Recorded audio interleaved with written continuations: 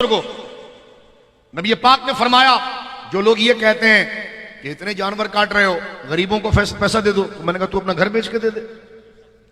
जो इबादत है वो इबादत के दर्जे में। अगर जो गाय काटता है जिस पर ये वाजिब हो चुकी है या ज़कात देता है, उसने कब किसी गरीब की मदद नहीं की, कब खैर ख्वाही की बात नहीं की। हर जगह पर जिस तरह लिबरल किस्म के लोग इतने जानवर ज़बा कर रहे हो, ये गरीबों के नाम पर दे दो, फलाना कर दो, तो जिस चीज को अब गरीबों के नाम पर दे, क्यों? अल्लाह की रिजा के लिए ना। तो जब अल्लाह ने एक काम कह दिया तो वही तो काम कर रहे हैं हम। भाई क्यों दे गरीबों को? तू खुश हो जाए या गरीब खुश हो जाए। मोमिन किसी को खुश उसकी जात के लिए नहीं करता, अल्लाह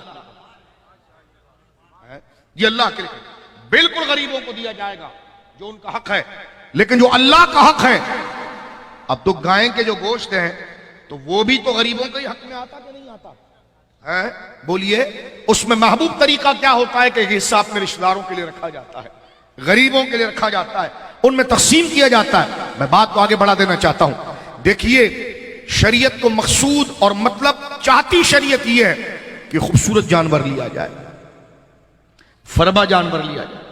अल्लाह ने माल दिया है तो कीमती जानवर लिया जाए, क्योंकि हुजूर ने फरमाया कि 10 ज़िलहिज्जा को, यानी कुर्बानी वाले दिन, मोमिन की कोई नेकी अल्लाह की बारगाह में इतनी मकबूल नहीं जितना अल्लाह की राह में उस खून बहाना मकबूल है। इराक़े दम, खून को बहाना मकबूल है उस जानवर के लिए। लेकिन मेरे दोस्तों बुजुर्गों, कुर्बानी सिर्फ इस अमल से मकबूल नहीं, जैसे नमाज, मां का दिल दुखाकर आकर नमाज पढ़ लिया, किसी को गाली देकर आकर नमाज पढ़ लिया, नहीं। नमाज सिर्फ 7 फर्ज और इन शराइत के साथ ही नहीं, बल्कि उसके मिलने के तमाम ज़ाब्तों के साथ है। इस तरह कुर्बानी भी, सुन लीजिए, आगे मैं बढ़ना चाह रहा हूं, शुक्राने की बहस है। तो सिर्फ कुर्बानी ये नहीं कि सिर्फ फरबा अच्छा जानवर लाया जाए, बल्कि उसके साथ ये है कि जो उसके साथ ताल्लुकात लोगों के जुड़े हुए हैं। कुर्बानी हो गई, गंदगी उधरी पड़ी हुई है, खून उधरी पड़ा हुआ है, तो गोश्त तो खा लिया, सवाब कोई ना आया। क्योंकि सवाब उस पर जब होगा कि कुर्बानी को जब अपने पूरे पीरियड के साथ मुकम्मल किया जाए, यानी आपके किए वो अमल से किसी दूसरे को नुकसान ना पहुंचे, दूसरे को तकलीफ ना पहुंचे।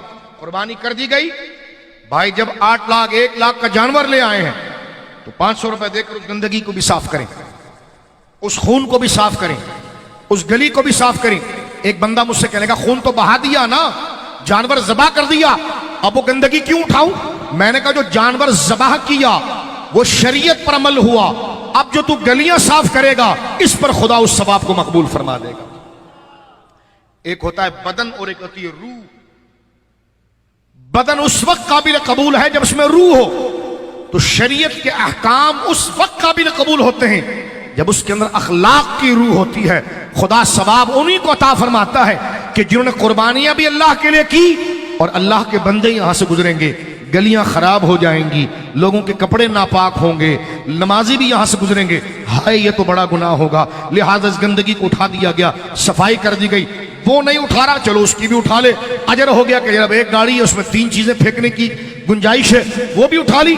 तो ये वो नफिल चीज है। जिस तरह आप पैकिंग लगाते हैं ना, मकसद तो दीवार होती है लेकिन पैकिंग उसको रोक कर रखती है। तो ये वो छोटी छोटी नेकियां हैं जो दिखने में छोटी है, लेकिन असल में वो असल फर्ज को मकबूल बनाने का जरिया है। लिहाजा कुर्बानियों में यह एहतमाम कीजिएगा। अगर अल्लाह के लिए कुर्बानी की, गोश्त खाने के लिए किए, तो वो तो ऐसी कबूल नहीं। जिसकी नीयत ये हो मैंने तो सिर्फ गोश्त खाना है, तो उसमें अल्लाह की रिजा का है। मकसद यह कि कटेगा अल्लाह के नाम पर। तो जब अल्लाह के लिए करना है तो फिर अल्लाह की मर्जी को देखा जाएगा कि अल्लाह अपनी बारगाह में किए हुए अमल को किस तरीके के साथ कबूल करता है। वो इस तरीके के साथ कबूल करता है कि जिससे दूसरे को राहत और आसानी मिले।